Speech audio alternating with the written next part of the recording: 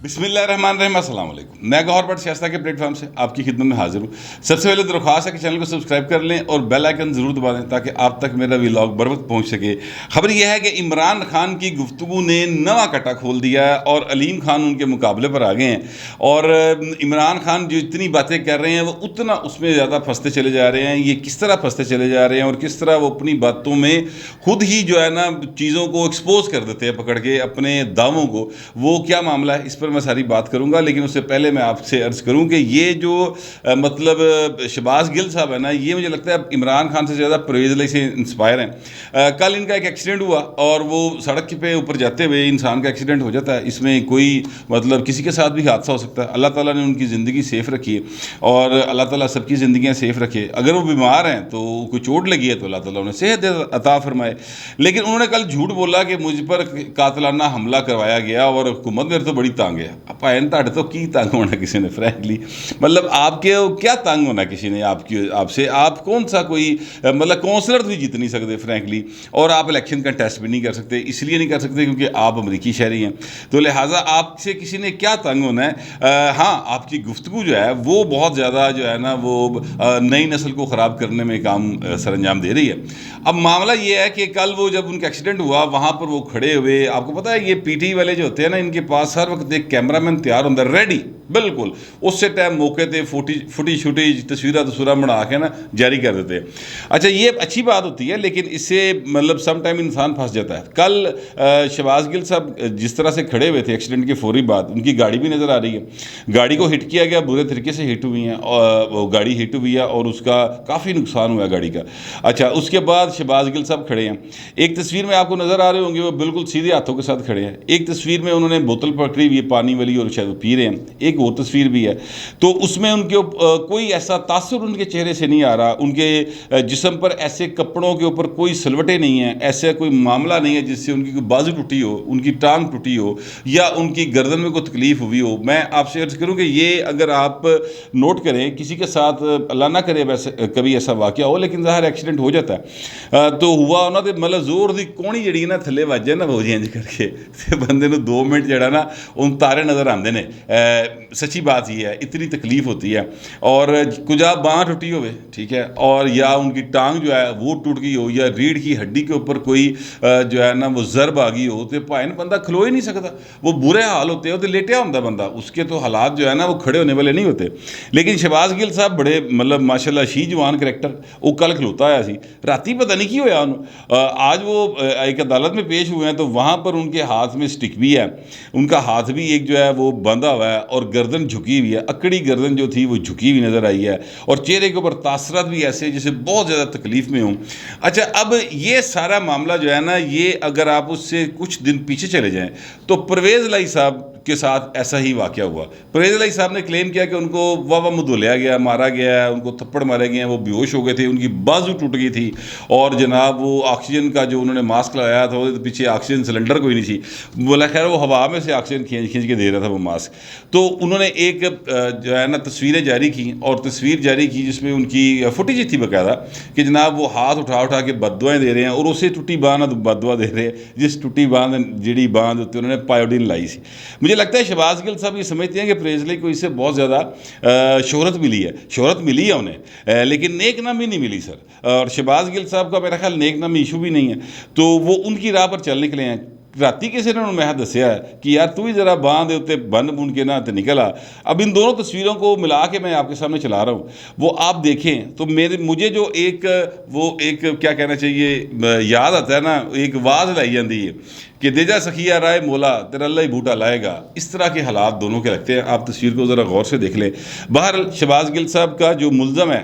جس نے ایکسیڈنٹ کیا وہ گرفتار ہو چکا ہے، اس کی تفتیش جاری ہے، اور میں آپ سے عرض کروں کہ فواد چودھری کو بھی اس بات کا یقین نہیں ہے کہ شہباز گل سچ بول رہے ہیں، یہ بھی میں آپ سے عرض کروں، اس لیے کہ انہوں نے جو ٹویٹ کیا ہے اس میں انہوں نے کہا ہے کہ اگر یہ قاتلانہ حملہ ہے، یہ ایکسیڈنٹ ہے، تفتیش پوری ہونی چاہیے۔ اگر انہیں یقین ہوتا کہ جناب شہباز گل کے اوپر واقعی قاتلانہ حملہ ہوا ہے جیسا کہ انہوں نے کل کلیم کیا تھا تو وہ یہ ٹویٹ کرتے کہ جناب ایویں گل ادھر ادھر نہ پھساؤ کہ ایکسیڈنٹ ہو گیا راہ جاندے، اصل بندے پھڑو، قاتلانہ حملہ ہے، شہباز شریف پہ پرچہ درج کرائیں گے، مریم نواز پہ پرچہ درج کرائیں گے، حمزہ پہ پرچہ درج کرائیں گے، وہ انج دی گفتگو ہو رہی ہوندی. لیکن ان کے ٹویٹ سے ایسے لگتا ہے کہ انہوں نے بھی یقین کوئی نہیں کہ انہوں کا جٹ بھرا جڑا ہے وہ سچ بول رہا ہے کہ جھوٹ بول رہا ہے، لہٰذا انہوں نے ایک بیلنس ٹویٹ جو ہے وہ صبح صبح کھڑکا دی ہے. میں اب آتا ہوں اس بات کی طرف جو میں نے شروع میں کی کہ دو خان آمنے سامنے آ گئے ہیں اور عمران خان نے جو بات کی اس پر علیم خان نے ایک نیا کٹا کھول دیا. اچھا اب وہ نیا کٹا ہے وہ بھی میں آپ کو بتاتا ہوں. پہلی بات تو یہ کہ عمران خان مسلسل یہ کہتے ہیں کہ جناب امریکی سازش ہوئی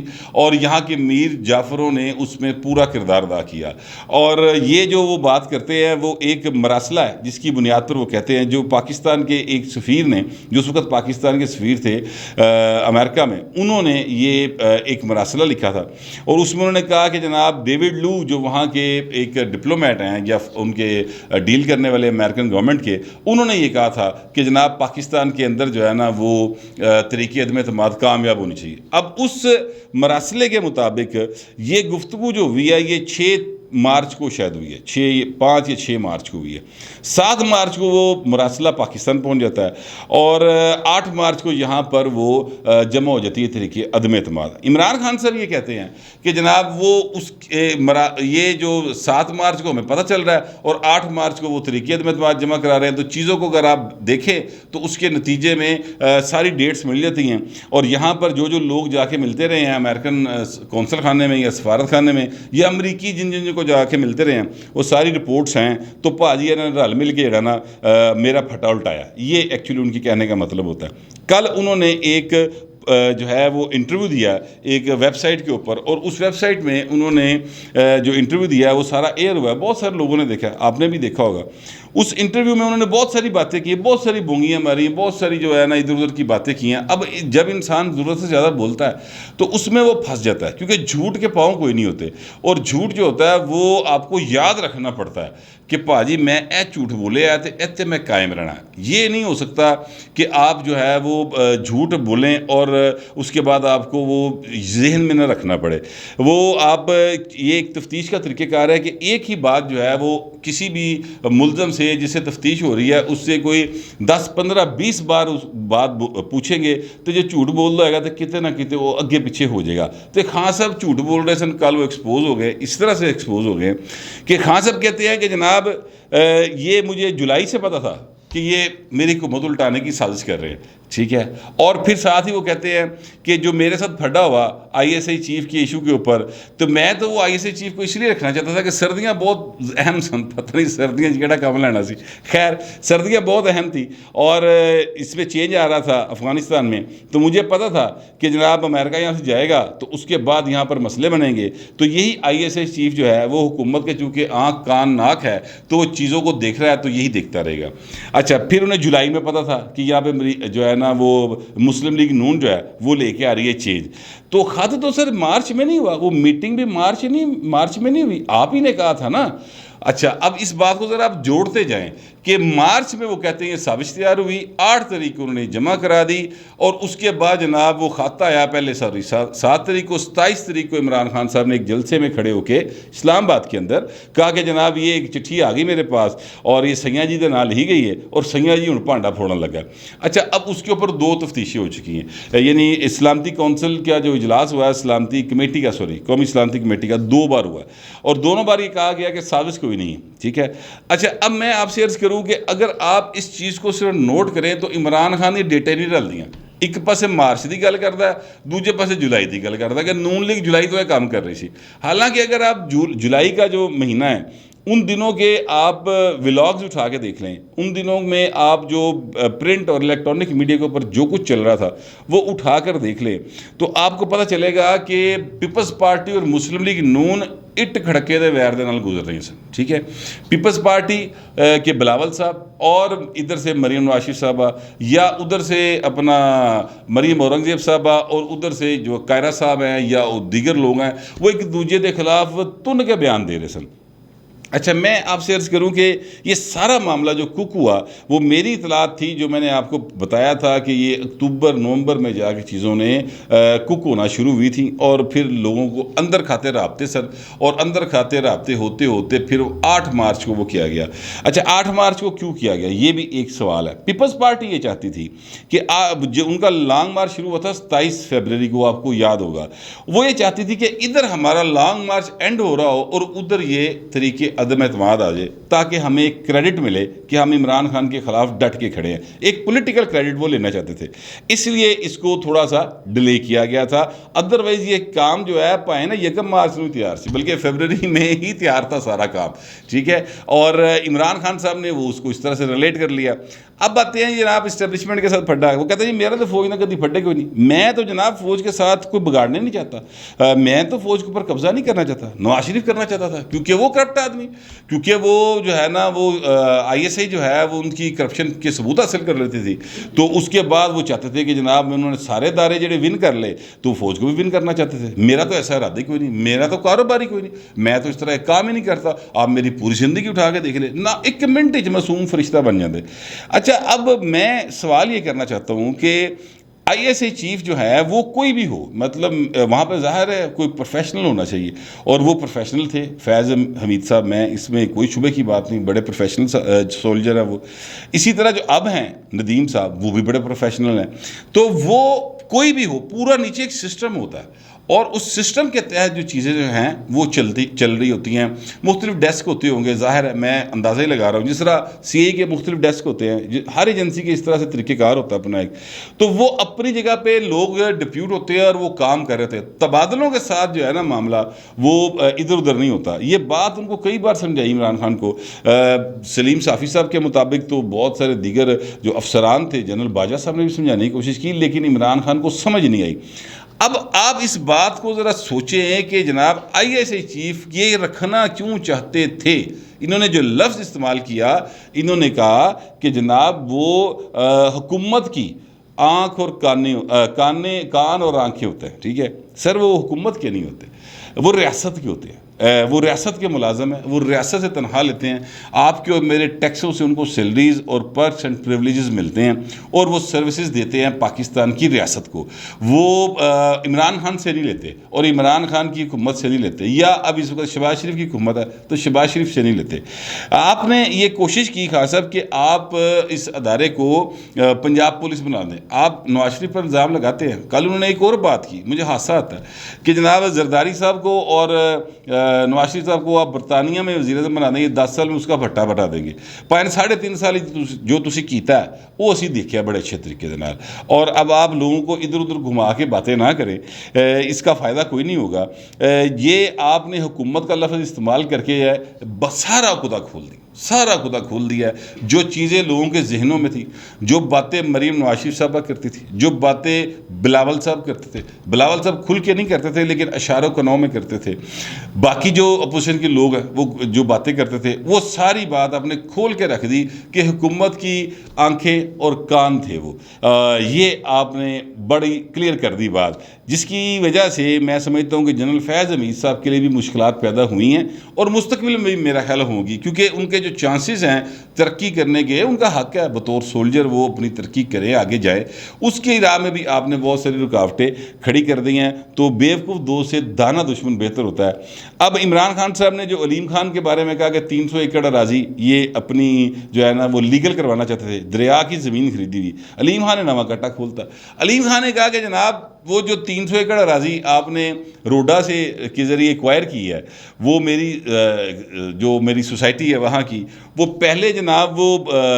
میرے پاس تھی تو گرین تھی، اور آپ کے پاس آئی تو براؤن ہو گئی۔ اب گرین اور براؤن کا میں فرق بتا دوں، جو گرین لینڈ ہوتی ہے وہاں پر کوئی ہاؤسنگ سوسائٹی نہیں بن سکتی، اس کا مطلب یہ ہوتا ہے کہ وہ جو جگہ ہے وہاں پر کاشتکاری ہوگی، اور جو براؤن لینڈ ہوتی ہے اس کے اوپر آپ مطلب کوئی ہاؤسنگ سوسائٹی یا اس طرح کے تعمیراتی پروجیکٹ بنا سکتے ہیں۔ اب یہ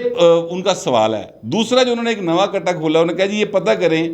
کہ روڈا کی جو سارا وہ چیز ہے وہ کہاں سے آئی اور روڈا کی زمین ایکوائر کر کے کس کو دی گئی اور روڈا کے ذریعے زمین ایکوائر کے ٹھیکے کس کو دیے گئے، مطلب میں پہلے غلط جملہ بول کے اس کو ٹھیک کر لیتے ہیں کہ روڈا کے ٹھیکے کس کو دیے گئے، جس ٹھیکے دار کو دیے گئے اسی ڈیولپر کے پاس فرح خان جا کے دبئی میں ٹھہری ہوئی ہیں۔ اب وہ ڈیولپر کون ہے، یہ ایک سوال ہے۔ وہ ڈیولپر میرے ذرائع کے مطابق ملک ریاض صاحب ہے۔ میں آپ سے عرض کروں کہ 2008 میں جب بلکہ 2003 میں بھی 3-4 میں بھی ملک ریاض صاحب نے آئیڈیا دیا تھا روڈا والا، وہی آئیڈیا ہے نیو لاہور کے نام سے نا ایک آئیڈیا تھا کہ لاہور نو بڑا کرو بہو جی، اتنے بہت زیادہ مسئلہ بن گیا، پانی کا مسئلہ بن جائے گا، کئی قسم کی انہوں نے سٹڈیز کرا کے جھوٹیاں سچیاں رکھی ہوئی ہیں۔ وہ انہوں نے پرویز الہی صاحب کو منصوبہ بیچنے کی کوشش کی، لیکن پرویز الہی صاحب کے ساتھ جو اس وقت تھے بیوروکریٹس، ان میں سلمان غنی ایک بڑے زبردست بیوروکریٹ تھے، پتہ نہیں اب حیات ہے کہ نہیں حیات ہے، انہوں نے اس بات کو ریجیکٹ کر دیا تھا کہ سر جان دو کہڑے پاسے لگے اس منصوبے سے کم نہیں ہو سکتا۔ وہ بات ادھر ادھر ہو گئی۔ اس کے بعد نواز شریف صاحب کی گورنمنٹ آ گئی، یعنی شہباز شریف صاحب آ گئے، یہ میاں برادر لاہور میں آ گئے واپس اور حکومت میں آ گئے، تو یہ منصوبہ جا کے انہوں نے بیچا شہباز شریف کو اور یہ نواز شریف کو۔ بڑے میاں صاحب نے شہباز شریف صاحب سے کہا کہ اس منصوبے کو آپ دیکھیں، آپ کو یاد ہوگا اس پر باقاعدہ ایک پریس کانفرنس بھی ہوئی تھی۔ اچھا، اس کے بعد شہباز شریف صاحب نے جو اس پر ورکنگ کروائی تو پتہ چلا کہ یہ اس پر عمل نہیں ہو سکتا، جو یہ بات کہہ رہے ہیں اس میں ان کے انٹرسٹ ہیں، اس پر عمل نہیں ہو سکتا۔ اچھا 10 سال وہ لگے رہے۔ اس کے بعد جب یہاں سے مایوس ہوئے تو انہوں نے عمران خان سے رابطہ کر لیا، عمران خان کی حکومت آئی تو ان کو جا کے یہ منصوبہ بھیج دیا اور عمران خان صاحب نے اس منصوبے کو اون کر لیا، اس پر اربوں خربوں روپے جاری کر دیے گئے، ٹھیکے مل گئے، ٹینڈر مل گئے، لوگوں کی زمینیں کھول لیا گئیں، لوگ عدالتوں میں چلے گئے، لوگ بے روزہ بے گھر ہو گئے، لوگوں کا مطلب برا حالت بونکے دیاڑے ہو گئے۔ اسی چکر میں یہ سارا کام بنا۔ تو سر تحقیقات ہونی چاہیے۔ علیم خان نے مناظرے کا چیلنج بھی کر دیا کہ آؤ مناظرہ کرو، ٹی وی پہ آؤ اور پھر بتاؤ کہ تم کیا کہہ رہے ہو اور ہم کیا کہہ رہے ہیں، سچ بولیں گے تو پھر اس بات آگے بڑھے گی۔ علیم خان نے بلکہ آج ایک بڑے سخت انداز میں جو بات کی ہے، انہوں نے کہا کہ اگر آپ میرا نام تمیز سے لیں گے تو میں بھی آپ کا نام تمیز سے لوں گا، ورنہ مجھ سے پھر مطلب بہت ہی تمیز نہیں مطلب سی ہونا تھا خان صاحب دا کہ امید نہ رکھنا، ٹھیک ہے۔ تو اس طرح مطلب ایک ریئیکشن جو ہے وہ آیا۔ اب بندہ پوچھے عمران خان صاحب سے کہ یار ترین تیرے گھر کا خرچہ چلاتا رہا، علیم نے تیرے جلسے کرائے، علیم خان نے بے تحاشا خرچہ کیا ہے، یہ بات علیم خان کلیم نہ بھی کرے تو بھی سارے لاہور کو پتا ہے کہ علیم خان نے بہت پیسے خرچ کیے ہوئے، تو جدو کو لے کے کھادا ہوں بہو وہ دیکھ کے نہیں اکڑی دا نا، مطلب عمران خان کو یہ بات سمجھ آنی چاہیے۔ لیکن عمران خان چونکہ